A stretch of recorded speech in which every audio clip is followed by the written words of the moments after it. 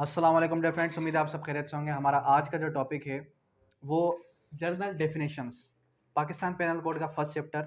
आज से हम जो है डेली बेसिस पे 30 to 40 सेक्शंस क्लियर करने की कोशिश करेंगे। सबसे पहले कि हमारे पास जो आज का सेक्शन है, सेक्शन नंबर 6। अगर सेक्शन नंबर 6 की बात करें, definition of the code to understood. Definition section number 6 शोर आ रहा है, उसको बोल देना। सेक्शन नंबर 6 ये कहता है definitions definitions subject to general exceptions. आज का जो चैप्टर है ये क्या है, डेफिनेशन भी कह सकते हैं इसको आप, और इसको दूसरा नाम दे सकते हैं एक्सप्लेनेशन, जनरल एक्सप्लेनेशन। जितने भी आप एक्ट्स उठाएं, जितने भी लॉज उठाएं, उन सब के अंदर क्या होगा, सेक्शन नंबर 3, सेक्शन नंबर 4 या सेक्शन नंबर 2 की सूरत में डेफिनेशन बताई गई होंगी। लेकिन पीपीसी पाकिस्तान पेनल कोड एक ऐसा वाहिद एक्ट है जिसके अंदर क्या है कि हर डेफिनेशन के लिए अलग अलग से प्रोविजन मौजूद है। मिसाल के तौर पे जेंडर क्या है, उसका अलग से प्रोविजन मौजूद है। मूवेबल प्रॉपर्टी क्या है, उसका अलग से जो है प्रोविजन मौजूद है। इसी तरीके से हमारे पास जो अदर जितनी भी डेफिनेशन है उन सब के लिए एक अलग अलग से क्या मौजूद है, अलग अलग से सेक्शन मौजूद है। अब सेक्शन नंबर 6 सिंपली ये कहता है कि through out this code every definition of the offense, every penal provision of every illustration of every such definition of penal provision shall be understood subject to the exception contained in the chapter general exceptions। कह रहे कि जितनी भी illustration है, जितनी भी definition है, जो भी कुछ इस जो भी डेफिनेशंस इस पूरे के पूरे एक्ट के अंदर मौजूद है, वो subject to the general exceptions हैं। Subject to the general exceptions का मतलब क्या है, यानी कि जर्नल एक्सेप्शंस सेक्शन नंबर 76 से 96 या फिर 106 तक जो जर्नल एक्सेप्शंस हैं उनको मद्देनजर रखते हुए ये डेफिनेशन बताई गई हैं। ठीक है, अब सेक्शन 6 क्लियर हो गया। उसके बाद आ जाए सेक्शन नंबर 7 की तरफ। सेक्शन 7 क्या कहता है, सेंस ऑफ एक्सेप्शंस, इसको यूं कहते हैं, या फिर sense of explanation, expression, expression, sense of expression once explained. इसका क्या मतलब है,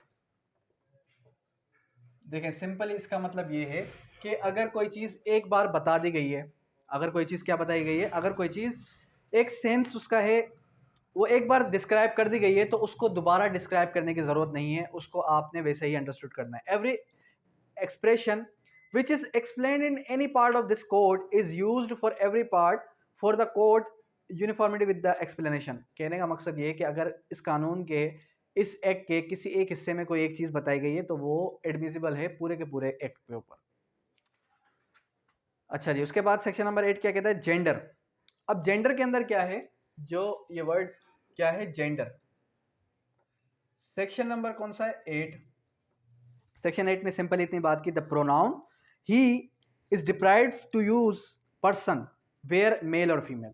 कहने का मकसद ये है कि सेक्शन 8 के अंदर कह रहा है कि जो वर्ड ही है, इसके अंदर ही के अंदर आप जो है मेल भी काउंट करेंगे और इसके अंदर ही आप फीमेल भी काउंट करेंगे।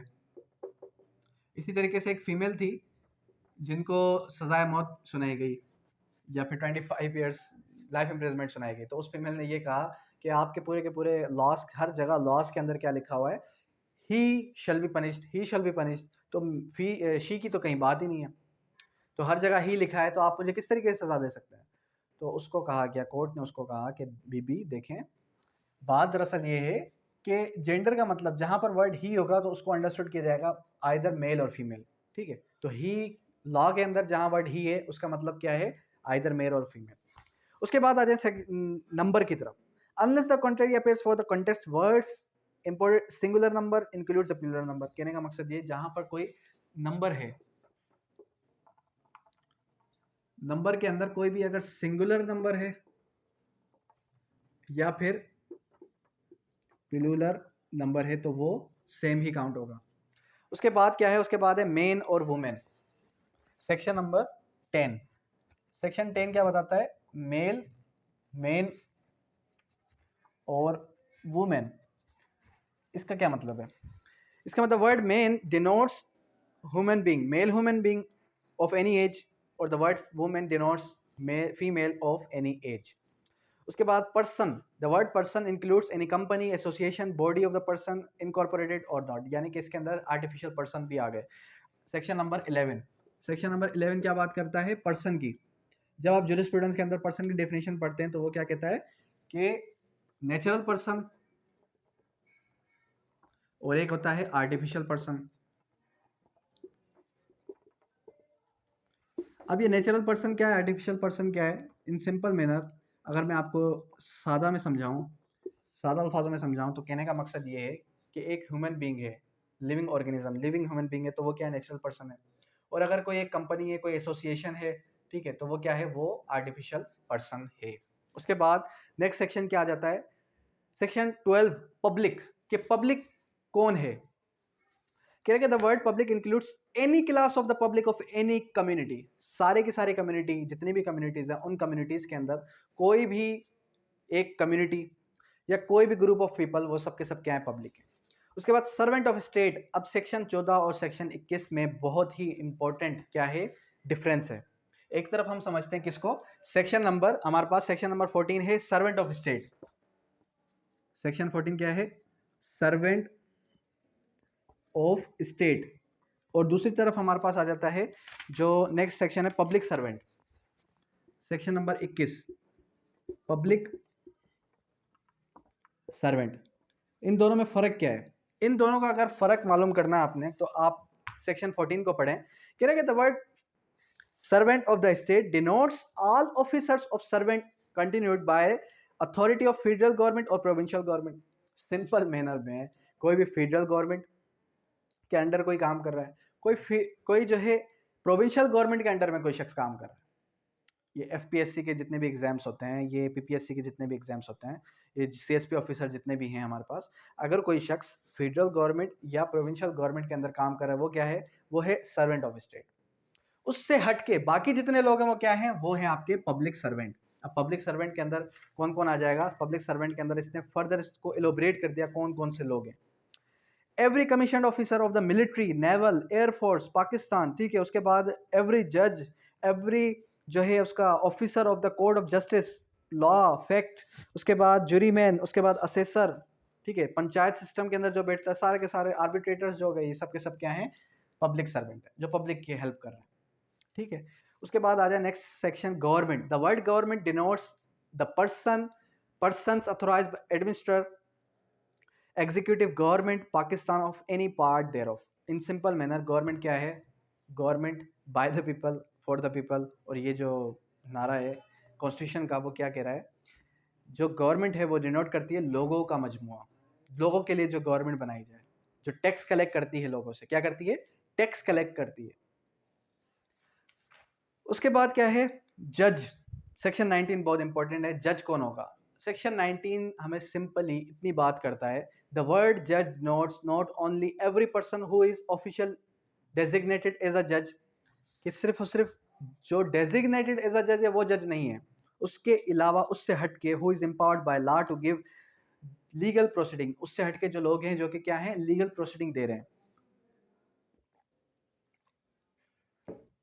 तो उससे हटके जो लीगल प्रोसीडिंग दे रहे हैं वो भी क्या होंगे? वो भी जज होंगे। Who is one of the body of the persons which body of person is empowered by law to give a judgment, यानी कि जज के अलावा अगर कोई शख्स अथोराइज है जजमेंट पास करने के लिए, तो वो भी क्या है? वो भी जज है। जूरी मैन हो गए, ये जो आपके रीडर वगैरह हो गए, तो रीडर वगैरह तो अथोराइज नहीं है, तो इट मीन्स के वो जज नहीं है। उसके बाद एवरी पर्सन ऑफिशियली डेजिग्नेटेड अ जज, हाई कोर्ट जज, डिस्ट्रिक्ट जज, असिस्टेंट सेशन जज, सबऑर्डिनेट जज, ये सब के सब क्या है? जजेस हैं। Court of justice. Court of justice, the word court of justice denotes the जज हु इज एम्पावर्ड। सेक्शन 20 ने क्या बात की? कोर्ट ऑफ जस्टिस, यानी कि कोर्ट ऑफ जस्टिस की डेफिनेशन भी अलग से बता दी गई। The word court of justice denotes the जज who is empowered by law to act judicially alone, यानी कि जो एक्ट कर सके जुडिशरी के तहत, तो वो क्या होगा? वो आपका कोर्ट ऑफ जस्टिस है, यानी कि ऐसी जगह जहां पर लोगों को इंसाफ फराम किया जाए। उसके बाद पब्लिक सर्वेंट हमने पढ़ लिया। उसके बाद सेक्शन 22 मूवेबल प्रॉपर्टी। 22 क्या कहता है, मूवेबल प्रॉपर्टी। अब ये मूवेबल प्रॉपर्टी क्या है, अगर इसकी आपने अच्छे तरीके से इन डेप्थ मूवेबल प्रॉपर्टी की डेफिनेशन जाननी है तो आपको मिलेगी जनरल क्लासेस एक्ट के अंदर। जनरल क्लासेस एक्ट के अंदर जब आप डेफिनेशन पढ़ेंगे तो उसके अंदर इसकी बताई गई है कि मूवेबल प्रॉपर्टी कौन सी है, क्योंकि ट्रांसफर प्रॉपर्टी के अंदर इसकी डेफिनेशन मौजूद नहीं है। The word movable property are intended to include corporeal property. Corporal property मतलब जिस प्रॉपर्टी का वजूद है, इंटेलेक्चुअल प्रॉपर्टी नहीं होगी। क्या नहीं होगी इंटेलेक्चुअल प्रॉपर्टी? मैं कहूँ कि मेरे अकाउंट में जो है 10 लाख रुपए पड़े हैं, अब 10 लाख रुपए अकाउंट में पड़े हैं, फिजिकली मेरे पास नहीं है, ठीक है। उसके बाद every description except the land of every attach to earth, यानी कि जो चीज़ अटैच है अर्थ के साथ वो मूवेबल नहीं है, वो इमूवेबल है। उसके बाद डिसऑनेस्टी। अच्छा, उसके बाद 23 क्या है, wrongful gain wrongful loss. Wrongful gain wrongful loss को इस तरीके से करते हैं हम, सेक्शन नंबर है हमारे पास 23 और सेक्शन नंबर है 24। अब सेक्शन नंबर 23 के अंदर क्या है, wrongful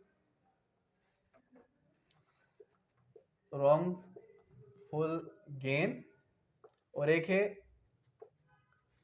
wrongful loss. Wrongful gain का मतलब सिंपली ये है कि मिसाल के तौर पे अनलॉफुली आप किसी से कोई चीज़ छीनते हैं, क्या करते हैं, किसी से कोई चीज़ छीनते हैं, वो चीज़ उसकी है, वो चीज़ उसकी है, तो आपका ये जो उससे छीनना, आपका ये जो उससे लेना अनलॉफुली, वो क्या है, रॉन्गफुल गेन है। गलत तरीके से, अनलॉफुल तरीके से कोई चीज़ हासिल करना, वो रॉन्गफुल गेन है।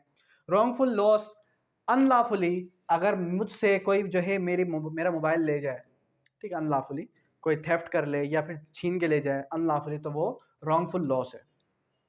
इसी तरीके से dishonestly whoever does anything with the intention of causing wrongful gain or to one person or wrongful loss to another person is said to do the thing dishonestly। जाहिर सी बात है, जब एक शख्स मुझसे कोई चीज़ छीन के लेके जा रहा है, मुझे रॉन्गफुल क्या हो रहा है, रॉन्गफुल लॉस हो रहा है, उसको रॉन्गफुल गेन हो रहा है, तो ये होगा डिसऑनेस्टली, यानी कि उसने बदनीयती के साथ ये काम किया। fraudulently a person is said to do a thing fraudulently if does that thing with intent to defraud not otherwise। यानी कि fraudulently, फ्रॉड जरिए से, धोखाधड़ी करने के इरादे से अगर कोई शख्स क्या करे, मुझसे कोई चीज़ ले जाए, तो वो फ्रॉड के जुमरे में आएगा। रीजन टू बिलीव बहुत इंपॉर्टेंट है। सेक्शन 26 क्या है, रीजन टू बिलीव। अब रीजन टू बिलीव का मतलब क्या है, सेक्शन 26 को अगर आप पढ़ें, a person is said to have reason to believe a thing if he has sufficient cause to believe that thing is not otherwise. कहने का मकसद ये है कि अगर मैं कोई चीज़ समझता हूँ कि इसने ये काम किया है, ठीक है, और मैंने खुद से देखा है, तो मेरा ये समझना, मेरा ये बात कहना कि इसने मुझसे चोरी की, इसने मुझे धमकी दी, ठीक है, तो ये जो मेरा कहना है रीजन टू बिलीव, यानी कि मैं इस बात को समझता हूँ ऐसा। उसके बाद क्या है, section number 27, property in possession of wife, clerk of servant. कह रहे हैं कि when property is in the possession of any persons wife, अगर कोई प्रॉपर्टी है किसी शख्स की बीवी के पास, किसी क्लर्क के पास, किसी सर्वेंट के पास, तो इसको ऐसे ही हम समझेंगे कि ये प्रॉपर्टी उसी शख्स की है। लेकिन अभी रिसेंटली जो है हाई कोर्ट, जब सुप्रीम कोर्ट जुडिशरी की जजमेंट आई है, जिसके अंदर ये है कि जो जजेस की वाइफ्स हैं, उनकी जितने भी प्रॉपर्टीज़ हैं, उनके जिम्मेदार उनके हस्बैंड्स नहीं हैं। खैर, उसके बाद सेक्शन नंबर 28 क्या कहता है, काउंटरफीट। काउंटरफीट का मतलब क्या है, हू बहू उस जैसी। मिसाल के तौर पे अगर कोई शख्स एक नोट बनाए जाली जो बिल्कुल हू बहू उस जैसा ही हो, तो उसने क्या किया, उसने काउंटरफीटिंग ऑफ करेंसी की। A person is said to counterfeit who causes one thing resemble another thing. Resemble word याद रखना, क्या, रिजेंबलिंग। रिजेंबलिंग का मतलब क्या होता है, रिजेंबल मतलब उस जैसा, बिल्कुल हू बहू उस जैसा ही। अगर यहाँ पर कोई हू बहू मेरे जैसा ही एक शख्स आ जाए, तो वो क्या होगा, वो रिजेंबल करेगा मुझसे। आप कहेंगे कि सर ये आपका जुड़वा भाई तो नहीं है। आपने अक्सर देखा है कुछ दुनिया के अंदर जुड़वा लोग भी हैं जो बिल्कुल रिजेंबल करते हैं एक दूसरे के साथ। अच्छा, उसके बाद क्या है, section 29, document. The word document, अब देखें डॉक्यूमेंट क्यूएसओ के अंदर भी आ गई और वो पीपीसी के अंदर भी आ गई, तो सेम ही डेफिनेशन है डॉक्यूमेंट की। डॉक्यूमेंट का मतलब क्या है, कोई भी चीज़, कोई भी पीस ऑफ एविडेंस या कोई भी कागज़, ये दुनिया के अंदर कोई भी ऐसा सब्सटेंस जिसके ऊपर कोई चीज़ लिखी है, वो क्या है, वो डॉक्यूमेंट है।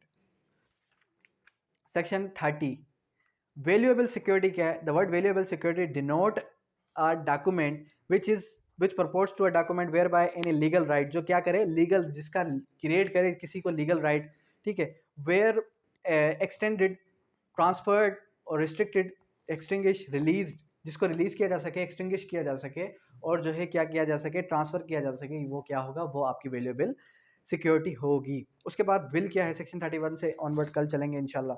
अब देखें, आज के लेक्चर का मकसद क्या था, हमने जर्नल क्या पढ़ी, जर्नल एक्सप्लेनेशन, डेफिनेशंस पढ़ी, क्योंकि हर उसकी डेफिनेशन की क्या है, अलग अलग से प्रोविजन बताए गए। तो आज के लिए इतना ही। यहाँ तक किसी भी किस्म की कोई भी क्वेरी, कोई भी क्वेश्चन आप कर सकते हैं। Thank you, that's all.